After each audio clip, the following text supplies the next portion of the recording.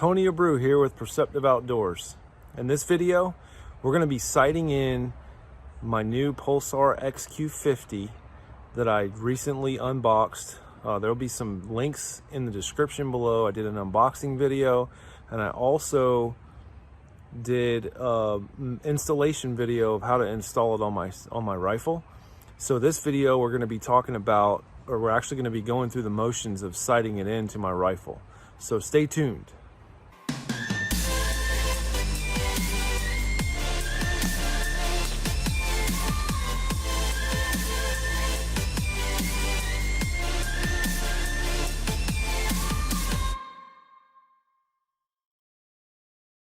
We got the scope mounted, and now we are out in the cornfield.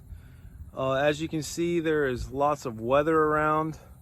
It's been raining pretty much half the day.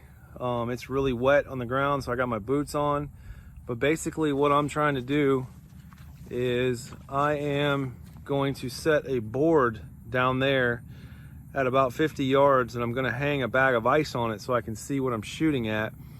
And I'm going to go ahead and sight this scope in.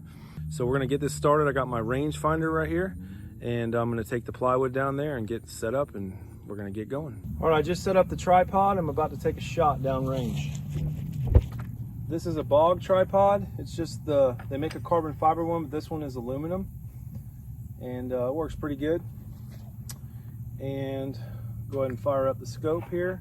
Then I'm going to hit record so you can see what's going on in the scope as well. Target's 50 yards downrange. Got a bag of ice sitting on a piece of plywood. The ice is glowing white like crazy. This is black hot, and the ice is glowing like crazy white. Before I take a shot, what I'm going to do is I'm going to go into my menu here, and I'm going to go scroll down to zeroing. Click that one.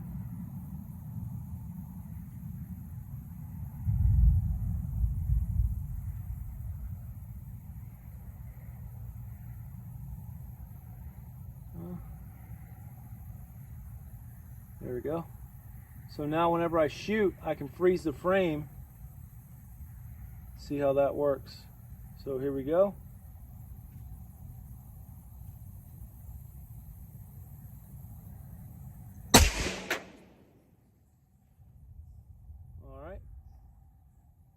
And I got a spot down low.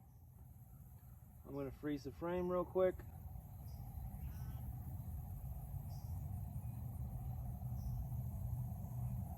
All right.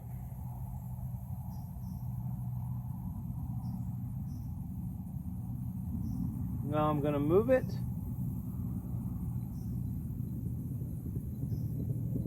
I'm going to move the X hairs right to where I shot, and keep in mind now I got a hot spot. I got a hot spot on the board, and it's black and the thing is white, and you'll see in the video hopefully if it records. If not, then anyways, I got a white spot from the ice. It's a black hot. My scope's on black hot, and basically what I'm doing is I'm moving my red X down to where I shot at so I can be zeroed at 50. Boom, I just did that. All right, now my target just moved.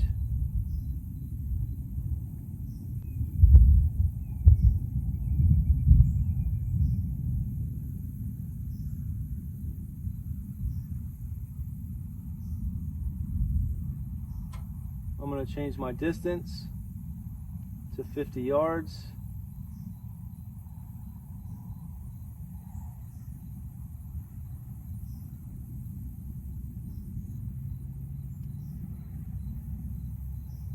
All right, now I'm saved.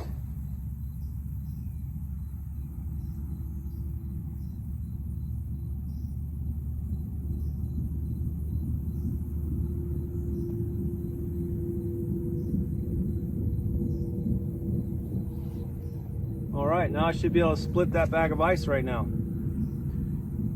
So I'm pretty confident it's gonna bust one, but I'm gonna go ahead and shoot twice, just for the sake of it. And I'm still recording. Boom, I just blew that ice to pieces. That is so awesome. Wow. That worked out amazing.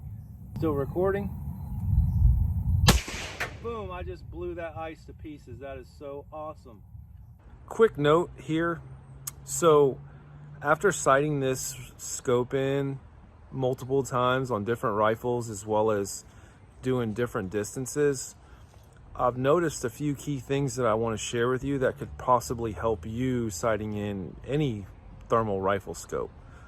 So the first thing is, I discovered this by accident, but basically my first time ever doing it, I used a piece of plywood and also a small bag of ice. And all I did was take a grocery bag and put a couple pieces of ice in it. And that actually was, I stumbled on that by accident, but what I learned from it is that when you're aiming at the ice, no matter if you're in white hot or black hot or whatever color, your ice is going to be a different color. But also, that's going to help because a lot of people say use hot hands. And if you use hot hands, well, that's glowing hot. And whenever you shoot your bullet, when it goes through the target, it's going to be hot as well. So sometimes it's a little harder to find it, in my opinion. So I recommend also, I've used cardboard before, and plywood or any kind of wood seems to actually hold the heat a little better. So if you use a bag of ice and also, put it on a piece of plywood, well, what you're going to get is you're going to get a very distinct bullet hole through that plywood, and it's going to glow long enough for you to move your reticle.